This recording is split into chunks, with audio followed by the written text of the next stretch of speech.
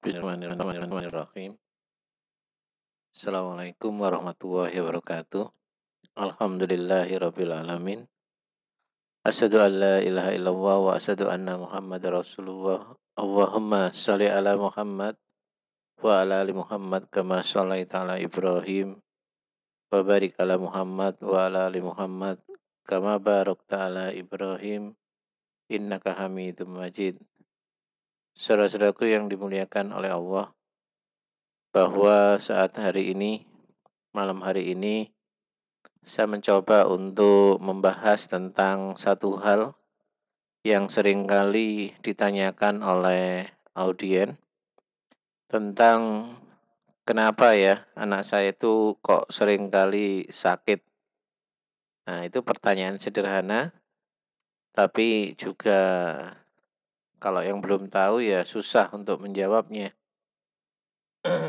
Saya Dr. Muhammad Nasir, seorang praktisi dokter yang sekaligus peneliti di bidang kesehatan dan kehidupan ini dengan berbasis karakter yang itu merupakan karakter kolbu, yakni karakter yang berbasis kolbu. Jadi hanya dengan karakter berbasis kolbu itulah seseorang bisa selamat, bisa terhindar dari penyakit, menjadi sehat, dan menjadikan kehidupan kita lebih bermakna. Oleh karena itu saya berharap bisa subscribe ya pada channel saya Dr. Muhammad Nasir ataupun Kolbu Madani. Kembali pertanyaan tadi, kenapa ya dok ya anak saya itu kok sering kali sakit? Kira-kira gimana? Ya sebenarnya kalau secara umum banyak menghubungkan antara sakitnya anak kita itu dengan genetik, dengan kebiasaan sehari-hari atau higienitas, konsumsi dan lain sebagainya. Dan saya minta maaf kalau saya di sini tidak setuju ya dengan hal itu. Pertama, kalau seseorang itu sehat ditentukan dari genetik ya atau kondisi ekonominya ya, keadaan kebersihan dan lain sebagainya. Memang saya akui itu berpengaruh, tapi itu bukan hal yang utama. Sekali lagi itu bukannya hal yang utama. Kalau bagi saya hal yang utama itu adalah satu. Apa kira-kira? Ya kembali kepada judulnya tadi, yakni karakter. Ya, karakter.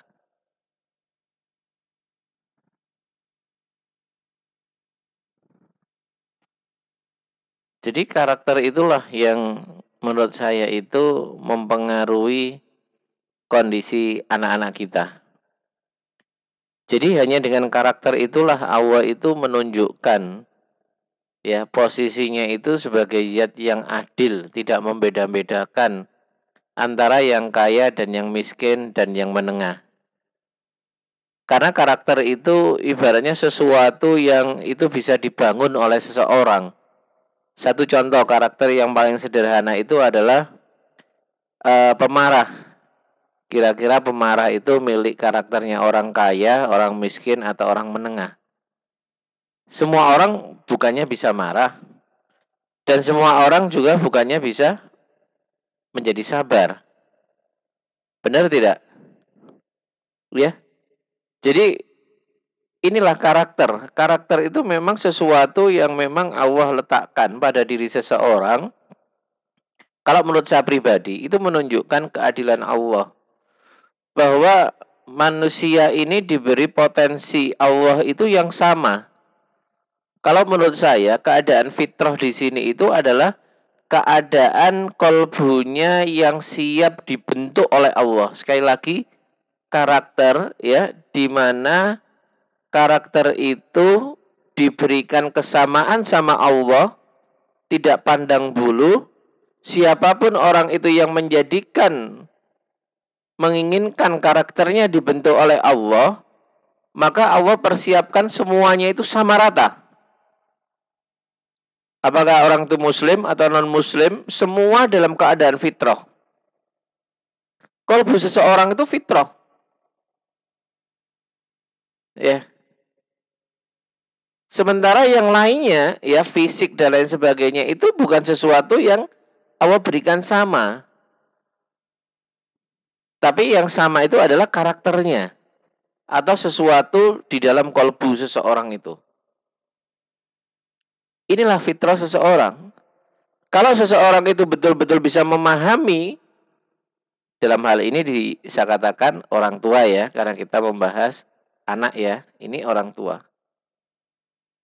Ya, orang tua. Jadi sejauh mana karakter orang tuanya? Sejauh mana kalbu daripada orang tuanya itu hidup? Semakin hidup, semakin Allah memberikan anaknya itu sesuai dengan harapan kita. Semakin tidak hidup, semakin Allah memperlihatkan adanya PR di dalam diri anak kita. Mulai PR dari kondisi fisiknya, sering sakit-sakitan, bahkan ada yang cacat. Ya, itu adalah PR. Dan itu merupakan cerminan dari kondisi orang tuanya di saat ibunya dalam kondisi hamil. Jadi saudara-saudaraku yang dimuliakan oleh Allah, pada saat orang tua kita kondisi hamil, sebenarnya kehamilannya itu sangat-sangat mempengaruhi diri kita yang nanti akan diizinkan oleh Allah untuk lahir. Begitu juga kehamilan yang tidak sampai hidup di dunia ini, itu pun juga berhubungan dengan karakter. Ya mungkin karena ini sesuatu yang baru, bisa jadi ya ditanggapi orang-orang apa mungkin. Insya Allah saya bisa membuktikan ya. Dan saya bisa membuat Anda sebagai penelitian langsung agar jenengan tahu bahwa sebegitu besarnya karakter orang tua itu berpengaruh terhadap anak. Dan itu dimulai dari kehamilan seseorang.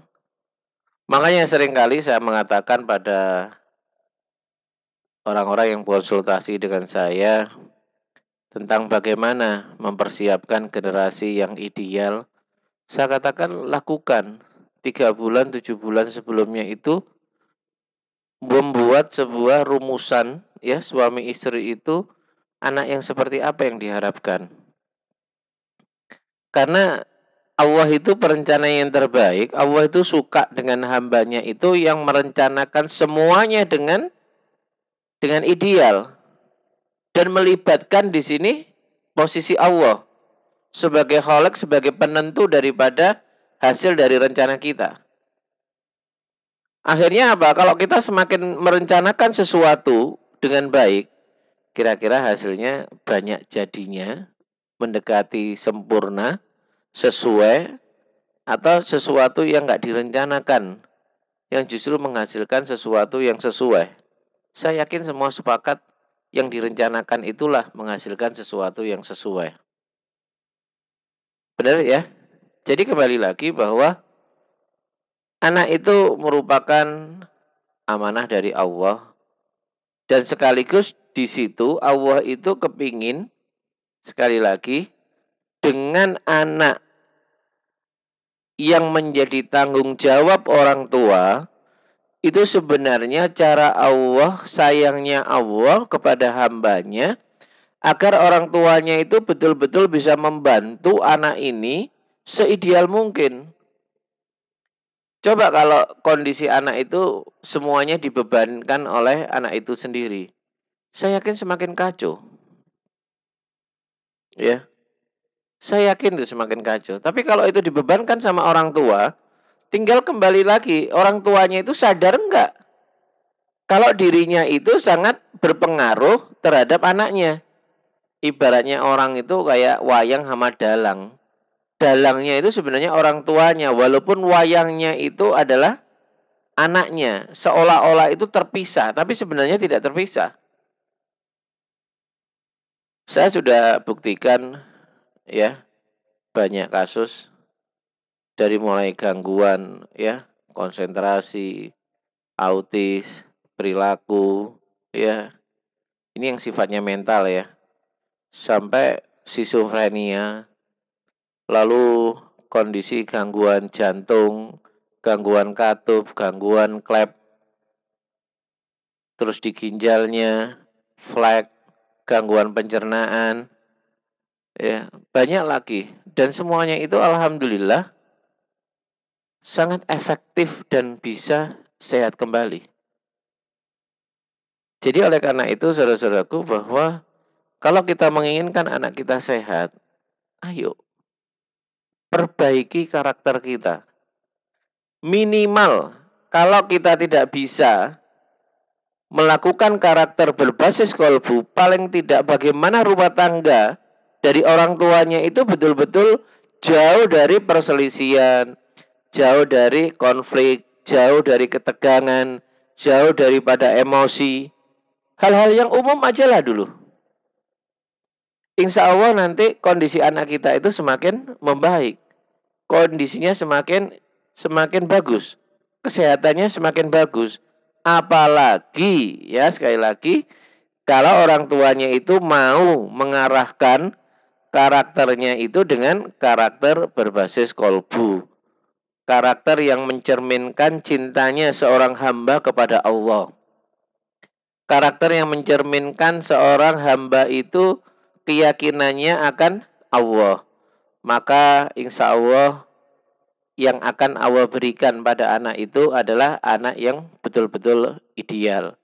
Jadi kesimpulannya, kalau mau menginginkan anak kita itu tidak sakit-sakitan, ideal, ayo perbaiki rumah tangga. Jadikanlah rumah tangga itu bahagia, menyenangkan ya. Suami istri itu seneng kalau pas di rumah, tidak kepingin keluyuran. Di rumah itu nggak kebayang pada yang lainnya selain yang ada di rumah. Ya, itulah hal-hal yang sederhana aja lah dulu. Coba dibangun. Maka insya Allah anak jenengan pun akan semakin baik kondisinya. Sekali lagi saya Dr. Muhammad Nasir dari Kolbu Madani. Wassalamualaikum warahmatullahi wabarakatuh.